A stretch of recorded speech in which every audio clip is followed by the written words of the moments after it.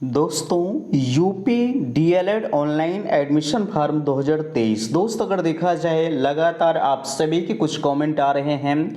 जैसा कि यहाँ एक आंकड़ा आपके बीच में दिया जा रहा है कि 47,676 अभ्यर्थी फिर हुए निराश। जाहिर सी बात है जो आपका 1 से 80,000 तक जो अलॉटमेंट लेटर यानी कहा जाए सीट अलॉटमेंट लेटर जारी हुआ है टोटल 1 से 80,000 तक के अभ्यर्थियों का।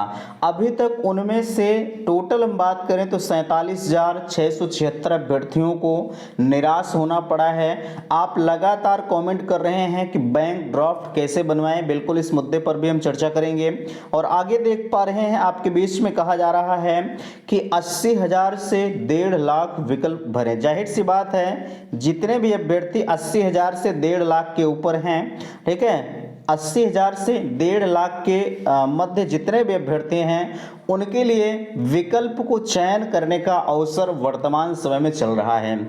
आगे क्या इस बार डीएलएड की सभी सीटें बढ़ जाएंगी, इस मुद्दे पर भी चर्चा करेंगे। और आगे देख पा रहे हैं कहा जा रहा है कि पीएनपी सचिव का बयान और उसके नीचे ओरिजिनल डॉक्यूमेंट्स के संदर्भ में आप सभी के कमेंट आ रहे हैं। तो भैया आपको पता है कि 25 तारीख से आपके एडमिशन की प्रक्रिया चल रही है, तो कहीं क्या लगभग हर कॉलेज में आपके जो ओरिजिनल डॉक्यूमेंट्स हैं वो जमा करवा लिए जा रहे हैं। आखिरकार क्यों, इसके पीछे क्या वजह होती है, आवश्यक डॉक्यूमेंट्स क्या क्या लगेंगे, इस पर भी चर्चा करेंगे। 5,000 का पेमेंट और अभी तक 11 से 55 फॉर्म रिजेक्ट हो चुके हैं। तो फाइनली हम इन सभी मुद्दों पर चर्चा करेंगे। दोस्तों मैं हूं संजय, आप सभी का स्वागत करता हूं, अभिनंदन करता हूं आज के अपने इस वीडियो पर। मैं निवेदन करूंगा कि चैनल पर पहली बार विजिट कर रहे हैं तो प्लीज चैनल को सब्सक्राइब जरूर करेंगे। सबसे पहले आपके बीच में आप जिसका इंतजार कर रहे हैं, यहाँ एक अपडेट्स लगी है, इसे हम दिखाना चाहेंगे कि इस अपडेट्स में क्या कुछ कैसे। आप बैंक ड्राफ्ट के बारे में पूछ रहे हैं,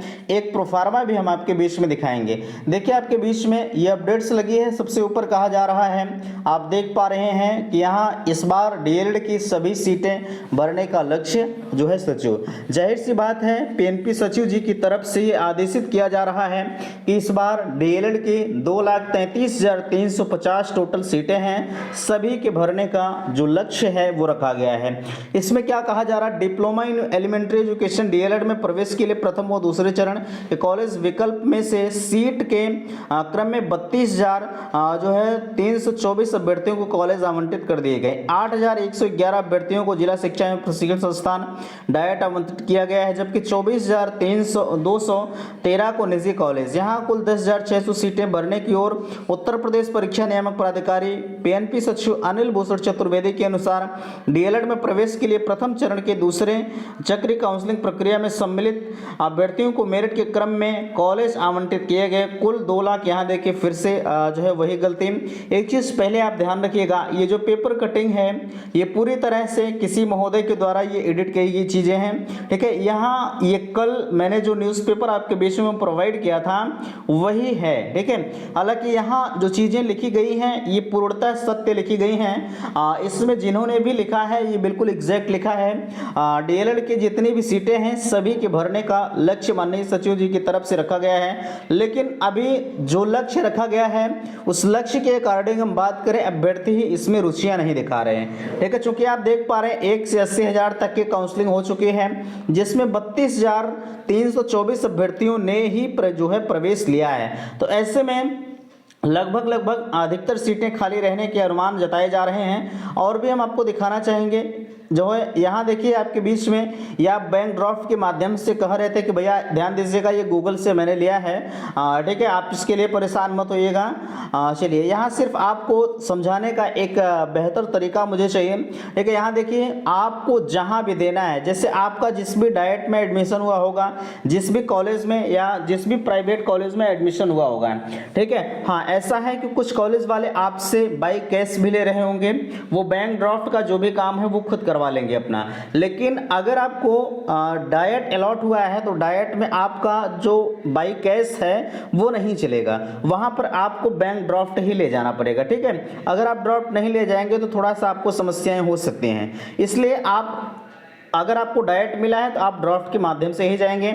यहाँ देखिए जो 100 रुपये लिखा है, यहाँ 200 रुपये होना चाहिए, मैं डायरेक्ट की बात कर रहा हूँ। बाकी यहाँ जो भी डायरेक्ट आपको मिला है वहाँ संपर्क कर लीजिएगा। जिला शिक्षा एवं प्रशिक्षण संस्थान जहाँ मिला है उसके संदर्भ में पे करना है आपको, ठीक है। तो यहाँ देख पा रहे हैं ये ड्राफ्ट आपका है। अगर किसी भी प्रकार की समस्या है तो बिल्कुल मुझे जरूर बताइएगा। आपको कुछ नहीं करना है, आपको जाना है बैंक, वहाँ पर आप अपने डिटेल्स को बताएंगे कि मुझे इसीलिए चाहिए डीएलएड के लिए, तो वो सब कुछ अपना करके देंगे। आपको कुछ करना नहीं होगा, सिर्फ ये बताना होगा कि किसके पक्ष में मुझे ये पेमेंट करना है, कौन सा कॉलेज आपको मिला है वो कॉलेज आपको बता देंगे, कोई दिक्कत नहीं होगी, बैंक वाले खुद आपको बना के दे देंगे, ठीक है। प्राइवेट वालों का जो है वो 31,000 लगेगा और जो जिन्हें डायरेक्ट अलॉट हुआ है उन्हें सिर्फ 200 रुपये लगेगा। इसे भी आप ध्यान दीजिएगा, ठीक है। ऐसा नहीं है कि पता लगा आपको डायरेक्ट मिला तो आप 31,000 का बनवा लीजिए, गलत हो जाएगा, ठीक है। इसलिए परेशान ना होके आप डायरेक्ट वाले 200 का और प्राइवेट वाले 31,000 का, कुछ प्राइवेट में कैश भी ले रहे होंगे, आप कैश भी दे सकते हैं, ड्राफ्ट नहीं देंगे तब भी कोई दिक्कत नहीं होगी, ठीक है। चलिए यहाँ इतनी चीज़ें आपको समझ में आ गई होंगी। 80,000 से 1.5 लाख के अभ्यर्थी जितने भी हैं और जो ऊपर छूटे हैं 1 से 80,000 तक के, ठीक है, यानी 1 से 1.5 लाख तक के अभ्यर्थियों को फिर से विकल्प भरने का मौका दिया जा रहा है। अब जिसे कॉलेज अलॉट हुआ उसे थोड़ी मिलेगा मौका, ठीक है। अगर 1 से 80,000 में आप थे, आपको कोई कॉलेज नहीं मिला है तो आपको मौका मिलेगा, लेकिन अगर कोई कॉलेज अलॉट हुआ होगा तो आपको वही कॉलेज में एडमिशन लेना होगा। नहीं लेंगे तो आपको अगले चरण में फिर से 5,000 रुपये का पेमेंट करना होगा, उसके बाद ही आप जो है किसी कॉलेज का सिलेक्शन कर पाएंगे। बट यहाँ ध्यान रखिएगा, अगर आपको नहीं मिला है तो बिल्कुल आप जो है फिर से काउंसलिंग प्रक्रिया को चलिए करिए, ठीक है, कोई दिक्कत नहीं होगी।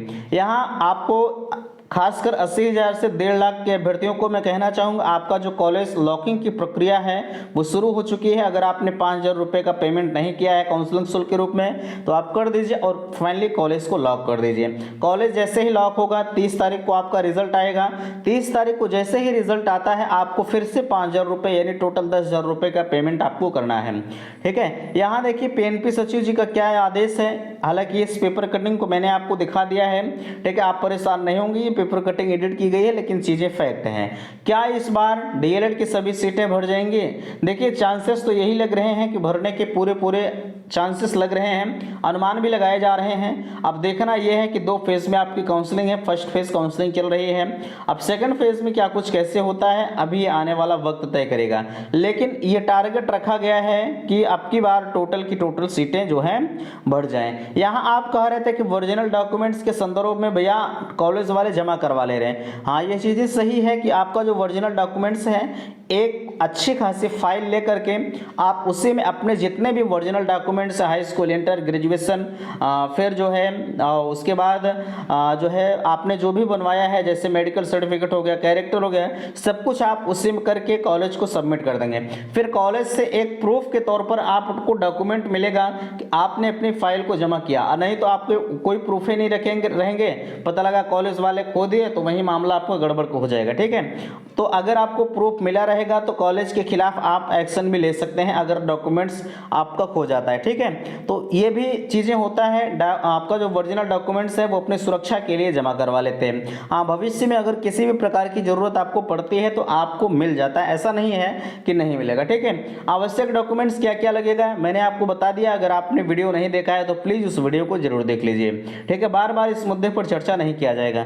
5,000 का पेमेंट आप कह रहे थे कि जो है जिन्हें कॉलेज अलॉट हो गया है वो कब तक करें, ध्यान दीजिएगा 15 अक्टूबर तक आपके एडमिशन की लास्ट डेट है। 15 अक्टूबर तक या 15 अक्टूबर के पहले आपको 5,000 का पेमेंट भी करना है और फाइनल एडमिशन भी ले लेना है। अगर आप एडमिशन नहीं लेते हैं तो जो आपका अभ्यर्थन है वो इस काउंसलिंग के लिए समाप्त कर दिया जाएगा और अगले चरण में जब आप जाएंगे तो दोबारा जो आपने काउंसलिंग शुल्क 5,000 रुपये जमा किया है फिर से आपको जमा करने का अवसर मिलेगा, ठीक है। यहाँ आवश्यक डॉक्यूमेंट्स मैंने बता दिया। अभी तक 1155 फॉर्म रिजेक्ट हो चुके हैं। क्यों रिजेक्ट किए गए अभी इसके संदर्भ में किसी के पास कोई भी सूचनाएं नहीं है, हालांकि इसके संदर्भ में जानकारी कलेक्ट की जा रही है लेकिन कहीं से कोई सूचनाएं नहीं मिल पा रही। अगर सूचनाएं मिलती हैं तो बिल्कुल चैनल के माध्यम से आपको इन्फॉर्म किया जाएगा, ठीक है। तो आशा करते हैं दी गई जानकारी से आप संतुष्ट हैं। प्लीज़ वीडियो को लाइक कीजिएगा, शेयर कीजिएगा और चैनल पर फर्स्ट टाइम विजिट किए हैं तो चैनल को सब्सक्राइब कीजिएगा। वीडियो समाप्त करते हैं, थैंक्स, धन्यवाद।